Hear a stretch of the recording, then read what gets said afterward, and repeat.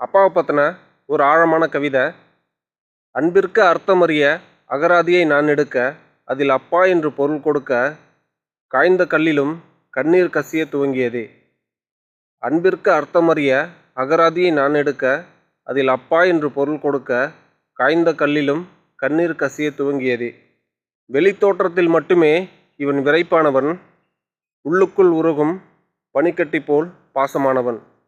வெளித்தோற்றத்தில் மட்டுமே இவன் விரைப்பானவன், உள்ளுக்குள் உருகும் பனிக்கட்டி போல் பாசமானவன். தனக்கென்று தனியே ஆசையில்லை, நமக்கென்று வாழ தயங்கியதில்லை. உடுத்த நல்ல உடையில்லை, இருந்தும் நம் ஆசைக்கு என்றுமே தடையில்லை. தனக்கென்று தனியே ஆசையில்லை, நமக்கென்று வாழ தயங்கியதில்லை.